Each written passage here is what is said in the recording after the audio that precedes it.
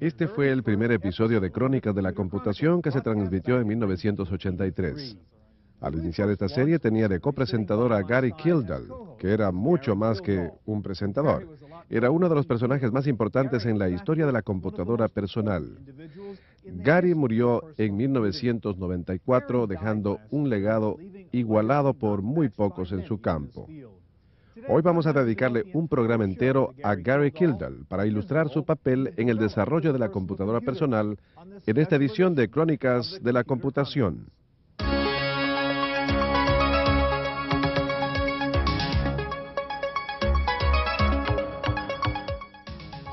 Crónicas de la Computación.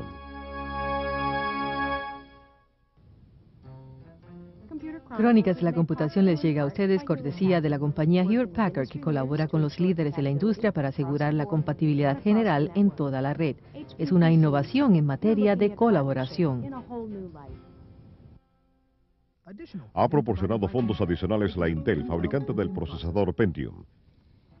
Y también Progress Software, que crea instrumentos útiles para sistemas informáticos empresariales.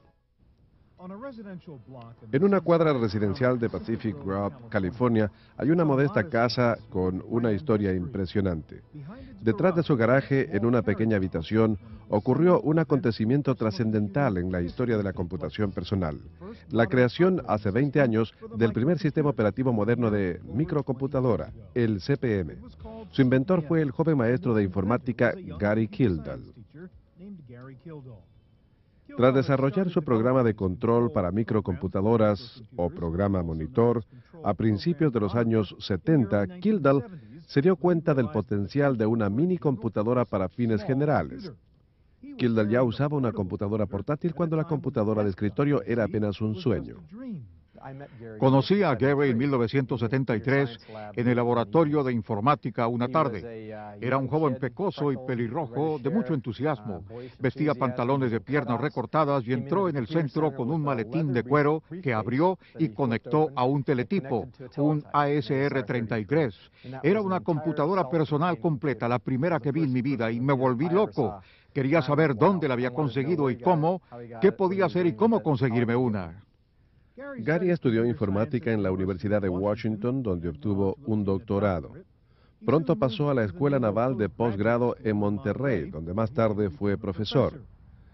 En los años 70, las semillas de la CP/M le quedaron implantadas durante su época de profesor en Monterrey. Siguió trabajando en el proyecto en su casa y luego en esta pequeña oficina encima de un restaurante en Pacific Grove.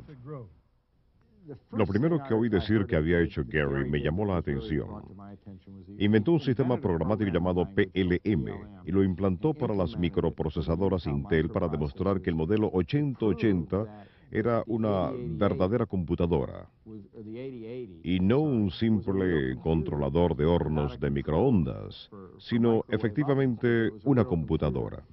Es decir, que Gary ideó un sistema o lenguaje de programación para microcomputadoras. Muchos pudieran decir que eso no es gran cosa, pero en aquel momento lo fue. Él inventó el sistema y luego, para demostrar su utilidad, ideó el CP/M. Gary creó el sistema operacional tomando como base el microprocesador Intel para demostrar lo que podía hacerse con microprocesadores. Y en 1975, cuando él lo hizo, fue un hecho revolucionario. El enfoque que usó Gary para la computación estaba muy adelantado respecto a la época. Cuando era consultor de Intel, ofreció venderle el sistema CP/M, pero Intel lo rechazó. En 1976, Gary y su esposa, Dorothy, fundaron la compañía Intergalactic Digital Research, luego simplemente Digital Research, en su propia casa. Al principio, la Digital Research Incorporated, o DRI, lo era todo. Aunque el sistema operacional es apenas un recuerdo hoy, su función en el desarrollo de la microcomputadora fue vital. Lo importante de la labor de Gary es que fue el primero en introducir un sistema operacional para computadoras personales, comenzando a sentar las bases de todos los sistemas operacionales de computadoras personales, las raíces del diseño de equipos y aplicaciones. Lo principal del sistema CPM, que era distinto del ofrecido por los demás, era que Gary había hecho una separación lógica del sistema físico I/O de lo que se llamaba el BDOS. El sistema físico I/O se denominaba BIOS, o sea, el sistema básico I/O, término que Gary usaba en los primeros CPM. El BDOS era el sistema básico para operar discos. El sistema era independiente del equipo específico que había que incorporar en la microcomputadora. Téngase en cuenta que en esa época el principal sistema operacional de microcomputadoras era Unix y no era posible trasladar actividades de programas aplicativos de una máquina Unix a otra a menos que fueran idénticas, así que fue una innovación notable. El sistema CPM se vendió muy bien y la DRI creció y se mudó a una nueva planta más grande. El número de empleados pasó de 9 a 24. Cuando llegó la primera mini computadora era demasiado grande para el edificio, así que lo tuvieron que levantar de sus cimientos para colocar la máquina. Gary le dijo a su personal que le iba a aumentar el sueldo a todo el mundo. El crecimiento fue fenomenal. Para agosto de 1982, el boletín de la empresa afirmó que los ingresos habían subido 1000% en 2 años. La DRI ya tenía 200 empleados y el sistema CPM era la norma de la industria y el más popular de 8 bitios en el mundo entero. Cuando la industria de la computación se estaba iniciando, prácticamente consistía en la gran compañía IBM y unas cuantas empresas pequeñas. La industria de las computadoras centrales estaba dominada por gigantescos aparatos de computación que costaban millones de dólares. La industria de la computadora personal no fue un descendiente genealógico, por así decirlo, de esos antepasados. Surgió de manera totalmente distinta y en un lugar diferente. Y Gary fue su líder espiritual. Su compañía fue la más grande y exitosa de todas, y todas ellas siguieron su ejemplo. Todas. Prácticamente todas. Gary siempre estaba ocupado. Era presidente de una gran compañía. Además, se ocupaba directamente de la creación de nuevos productos. Pero cada 2 semanas se pasaba 4 horas conduciendo su auto por la carretera al borde del Océano Pacífico para pasarse un día ante las cámaras. En un momento conoceremos su actuación de anfitrión televisivo.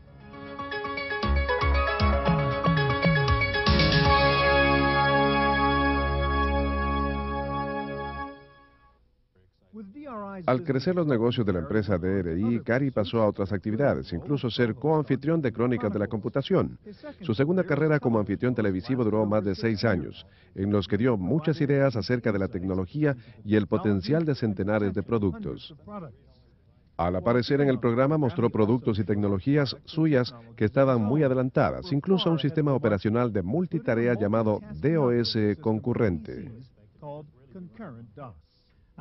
Aún más interesante es que todo no es tal como parece, porque si uno oprime una tecla acá, verá que hay muchos procesos que están realizándose, así como muchas tareas.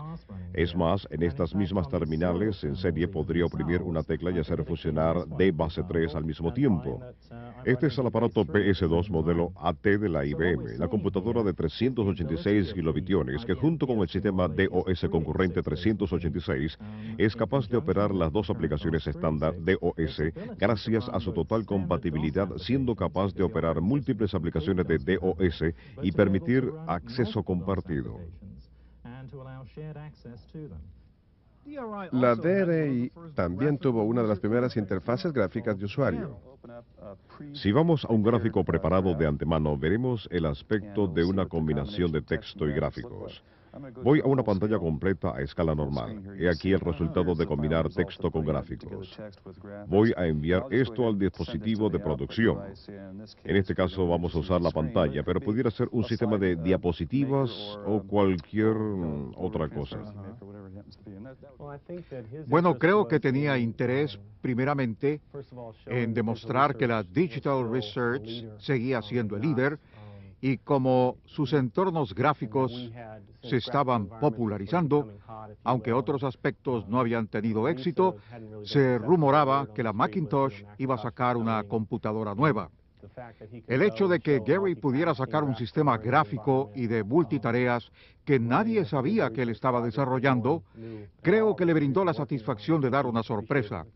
Y recuerdo que él me dijo que Bill Gates y otros habían asistido a una conferencia en que Esther Dyson y otros trataban de descifrar lo que sucedía. Así que le dimos un poco de miedo a Microsoft, lo que a Gary le dio gran satisfacción. Gary se complacía en ganarles a todos con sus nuevas ideas. Aunque le daba mucha satisfacción, también era arriesgado. Al revelar los proyectos de la DRI, también divulgaba información que otras empresas podrían aprovechar. Y ello creó una situación ética singular para Gary y sus principales competidores. Creo que en una escala del 1 al 10, siendo el 10 el máximo de ética, Bill Gates llega al 9. Pienso que hay otros presidentes de empresas que están al nivel de un 3 o un 4. No es por alabar a Bill Gates, pero diría simplemente que Gary estaba en otro nivel. Su ética es de otra escala. Y lo que sucedió fue que Bill puso su escala ética, que es muy buena, mientras que Gary usó la suya, también muy buena. Ahora bien, la ética de un comerciante generalmente es muy competitiva. La ética de académicos, aunque ciertamente son competitivos, implica una medida mucho mayor de cooperación. Gary siempre cooperaba y le decía a Bill, mira, estamos trabajando en esto. Y Bill siempre contestaba, qué tonto, me acaba de decir lo que está haciendo. No creo que a Gary le entusiasmaba ser un hombre de negocios. Lo que le inspiraba era la creación y siempre, cada vez que hablé con él, estaba lleno de grandes ideas de cosas que iba a hacer o ideas en que estaba trabajando o nuevas tecnologías y su aplicación. Así era él. Esta es una copia beta de la primera enciclopedia electrónica que usó tecnología de almacenamiento óptico. Gary me la dio un día al grabar un programa. Tuvo que usar un disco de video porque no había llegado la tecnología de lector óptico o CD-ROM. Estaba orgulloso de ello, el primer producto de su nueva empresa interactiva ActiVenture. En 1985, Gary sacó la primera enciclopedia en un lector óptico o CD-ROM, producto de su fascinación con los primeros videodiscos. La Gwalior Academic American Encyclopedia tenía muchos aspectos que hoy son corrientes, incluso vínculos de hipertexto, un sistema completo de búsqueda de textos y una interfaz de anaquel tradicional. Y seleccionamos este que está por todo el volumen, dándonos detalles cada vez más precisos. Por último, buscamos los títulos de artículos, igual que las páginas de la enciclopedia. También podemos señalar los títulos que deseamos examinar. Ahora está sacando el artículo. Correcto, y aquí está los logros de Roald Amundsen. Se pueden pasar páginas hacia adelante y hacia atrás. Miren ese artículo, todo eso está en el OptiLector y en este sistema. ¿Y qué cantidad de datos se pueden almacenar? ¿Cuál es su capacidad? Alrededor de 550 megabitiones, lo suficiente para colocar los caracteres a razón de 10 por pulgada de ahí al infinito. El éxito de Gary le dio tiempo para disfrutar de sus pasatiempos de piloto. Coleccionaba autos de carreras y participaba en carreras, aparte de ser piloto y tener varios aviones. Nunca vaciló en volar a reuniones de un lado a otro del país. Una vez, al ir a visitar a Gary, decidimos reunirnos en el aeropuerto de San José, California. Cuando llegué, aterrizó en su propio avión, así que lo fui a buscar a la terminal de los aviones particulares. Pero al mirar alrededor del aeropuerto, no lo hallé. No vi a nadie que pareciera experto en programas de informática en esa pequeña terminal, así que llamé a la compañía y me dijeron que lo buscara, que llevaba botas de vaquero y tenía una barba roja. Bueno, entonces supe que lo encontraría. Efectivamente, no estaba ahí. Me asomé por la puerta y por la ventana y vi que venía rodando un avión. Entonces vi a un sujeto de barba roja que se asomó a la ventana del aparato y me gritó, "No encuentro estacionamiento, súbete". Gary llevaba a inversionistas en su avión a un restaurante en Sacramento, hablando del futuro de la industria de la computación en el camino. En esa época, trataba de explicar lo que era su negocio. Mientras yo almorzaba, sacó un papel y me hizo un organigrama de la industria de la computación.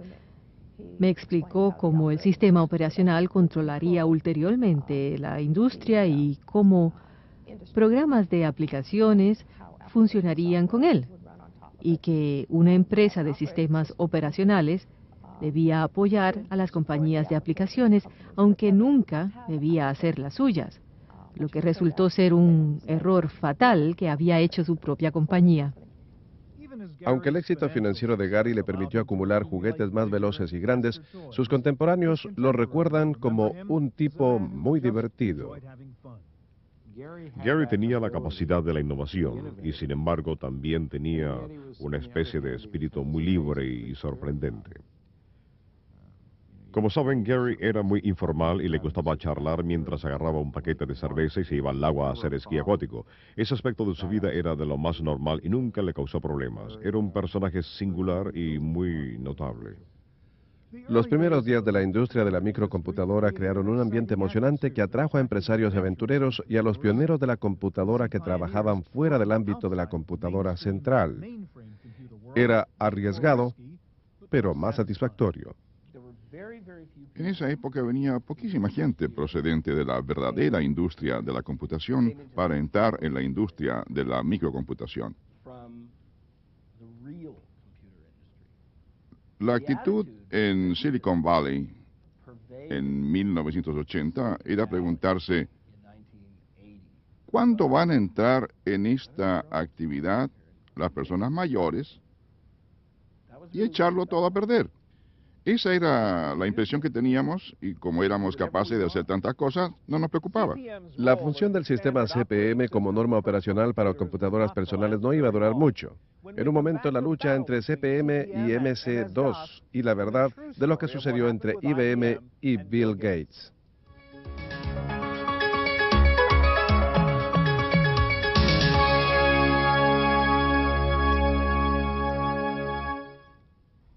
A pesar de su talento y sus logros, Gary Kildall se hizo más conocido por haber decidido irse a volar el día que la IBM lo quiso contactar.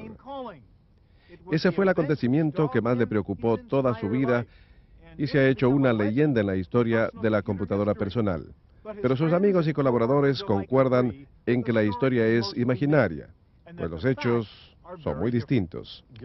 Gary y yo teníamos que ir una mañana a reunirnos con Bill Gautbaut, uno de los pioneros de la industria de la microcomputación, que estaba creando un sistema S100 y le llevábamos documentación sobre CP/M. Así que Gary y yo efectivamente íbamos en avión, volamos a San Francisco para aterrizar en el aeropuerto de Oakland, entregamos la programación a Bill y volamos al lugar donde se celebraba la reunión de la IBM.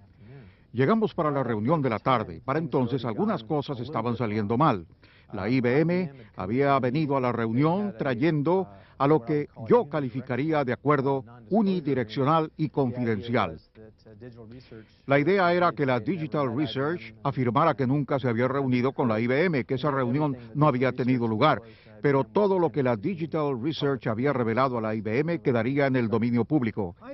La IBM también quería comprar el sistema CP/M por un precio fijo y rebautizarlo PC-DOS, términos inaceptables para la DRI. La IBM entonces contactó a Microsoft y trató de obtener una licencia para sacar un clono del CP/M llamado QDOS. Cuando la IBM vio un posible litigio sobre derechos de autor, volvió a contactar a la DRI para transigir. La DRI acordó permitirle a la IBM vender los dos sistemas a un tiempo, el CP/M y el DOS de Microsoft, y que el mercado decidiera cuál era el mejor. Pero había una trampa. Lo único que le puedo decir es que nos chocó ver que el precio del PC-DOS era de $40 y el CP/M86 era de 240. Pero no nos dieron ninguna indicación previa de que iba a haber un diferencial de 6-1 en el precio, así que en efecto la IBM dejó que el mercado decidiera. Pero era difícil imaginarse que alguien justificara la compra del CP/M86, que es muy parecido funcionalmente al PC-DOS, cuando costaba 6 veces más. Algunos de la industria han señalado que este incidente fue un punto clave en la historia de la computadora personal. Fue el momento en que desapareció el CP/M y surgió el MS-DOS. Otros han señalado que en eso hubo un cambio en Gary, en los aspectos profesional y personal. La frustración que surgió de ello, y tengo que ser franco y decir que eso lo amargó durante años, fue por el hecho de que siempre le echaron en cara esa comparación. Cada vez que celebraba una entrevista o se reunía con una compañía, le hacían la misma pregunta. ¿Es cierto que usted se fue a volar en avión cuando IBM lo fue a contactar? ¿Qué sucedió? Bueno, la pregunta se la hacían constantemente. Y eso lo frustraba porque Gary estaba muy orgulloso de sus logros, del hecho de que había sido un factor clave en crear el sistema funcional abierto, que es la norma de la industria de hoy. Creo que Gary tenía el criterio de que la vida es así. Creo que tal vez lo que sí le remordía era que la gente no apreciaba sus aportes. Creo que todos los que se ven impulsados a hacer algo o son muy inteligentes se pasan algún tiempo pensando en las cosas que salieron mal. Pero creo que de todas las personas que he conocido en el mundo de los negocios, Gary se preocupaba al mínimo de las cosas que le habían salido mal. La pérdida de la DRI del contrato con IBM fue la gran suerte de Microsoft. Fue el principio del ascenso de Microsoft al estrellato en programación. Pero las razones de la decisión de IBM siguen siendo poco claras y están sujetas a distintas interpretaciones. Creo que lo que cambió la perspectiva para la IBM tuvo que ver con el hecho de que cuando Bill Gates entró en la escena, le dijo a la IBM que estaba dispuesto a hacer lo que ellos necesitaran. Afirmó que actuarían dinámicamente con todo el personal, intensamente para satisfacerlo. Por el contrario, Gary Kildall y su personal actuaban como si se tratara de un proyecto cualquiera. Recuerden que él ya había alcanzado el éxito, en tanto que entonces Gates y Microsoft estaban en las primeras etapas. Pero creo que también, y no pienso que pudiera hablar de culpabilidad, hay que achacarle parte de la responsabilidad a la clientela, ya que si la IBM no se hubiera consagrado al sistema de Microsoft, no tendrían el problema que tienen hoy de tratar de vender el sistema Warp en contraposición al OS2 y frente a la especie de monstruo que han creado. Cualesquiera que sean las razones, la competencia entre la DRI y Microsoft parecía haberse transformado en una lucha personal entre Gary Kildall y Bill Gates, al menos a los ojos del público. Gary siempre vio en Bill Gates un excelente amigo. En aquellos días se trataban muy amigablemente y colaboraban estrechamente. Phil Gates dice hoy que él le aconsejó a la IBM que acudiera a la DRI cuando andaban buscando un sistema operacional. Yo formé parte de un panel que estableció Ben Rosen en aquellos días. Y recuerdo que Gary habló de sus planes para el sistema CPM y hacia dónde se dirigía su empresa. Luego hizo este comentario. Bueno, el mercado es muy grande y hay lugar para muchas compañías. Y Bill Gates lo interrumpió y le dijo, no, solo va a haber para una compañía. La vida de Gary Kildall no se puede resumir a base de un solo incidente. Estuvo llena de notables éxitos y del constante deseo de innovar. Sus numerosos aportes a la industria de la computadora personal son evidentes, aunque no siempre se reconozcan. Para los que lo conocían bien, lo que le deleitaba era el descubrimiento y no el lucro. Creo que a base del criterio suyo, y él siempre estaba buscando lo que podía conseguir o hacer crear con tecnología para anotarse un logro más. Eso no era realmente fácil. Y el hecho de que eso le costara trabajo, creo que cumplió un importante papel en su modo de vivir la última parte de su vida. La muerte imprevista de Gary Kildall en 1994, cuando solo contaba 52 años de edad, fue un recordatorio de que la luz de un genio es transitoria y frágil. Para sus muchos amigos y colegas fue una advertencia de que debemos cuidar de nuestras relaciones humanas mientras podemos.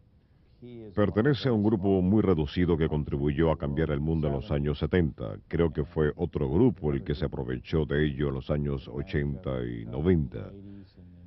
Estoy seguro que va a seguir así, pero Gary tuvo un impacto.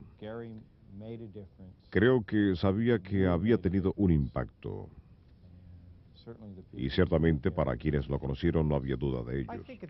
Creo que en este momento sería una lástima que la gente olvidara que Gary fue importantísimo para el desarrollo de toda esta industria. Él tenía un entusiasmo contagioso. la gente de la industria y sus colegas al nivel mercantil, la gente que lo conocía íntimamente y que disfrutaban de su calidad humana, sabía que disfrutaba de las fiestas y las reuniones. No era la clase de persona que se deslumbraba con la importancia, con personalidades decisivas en el mundo de los negocios. Tenía gran amplitud de criterio en todo. Sería una pena que lo recordaran solo por haber salido a volar el día que lo vino a contactar la IBM, porque era una personalidad mucho más completa y contribuyó enormemente a la industria.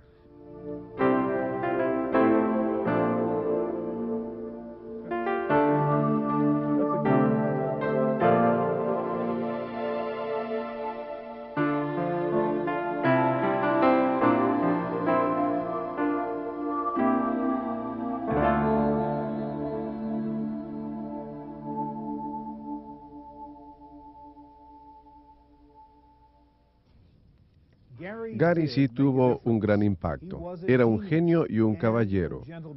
Una combinación singular. Sí ganó mucho dinero, pero lo impulsaba el deseo honrado de crear nuevas ideas que ampliaran el potencial humano. En nombre de Crónicas de la Computación les habló Stuart Chefe. Gary Kildall fue pionero de la computadora personal, fue un gran innovador de la informática de un desempeño superlativo. Aunque competimos, siempre lo respeté por sus aportes a la industria. Su inesperada muerte fue muy lamentable y le echaremos mucho de menos a él y su labor. Crónicas de la Computación les llega en parte gracias a Hewlett Packard, cuyo desarrollo tecnológico permite manejar su computadora personal desde cualquier parte de la red, en cualquier parte del mundo. Las computadoras Hewlett Packard, gerencia por control remoto. Fondos adicionales proporcionados por Intel, fabricantes de la procesadora informática Intel. Y por Progress Software, que crea instrumentos útiles para la clientela de sistemas informáticos empresariales. Puede adquirirse un videocassette de este programa. Crónicas de la Computación también publica un boletín con detalles sobre los productos que se muestran e información sobre los temas examinados. Para solicitar su videocassette o el boletín, escríbale a Crónicas de la Computación. Le rogamos especificar el tema del programa que le interesa. Con su pedido le enviaremos un programa gratis sobre uso de la programación, así como información segura que lo guíe respecto al uso legal y correcto de la programación informática. Thank you.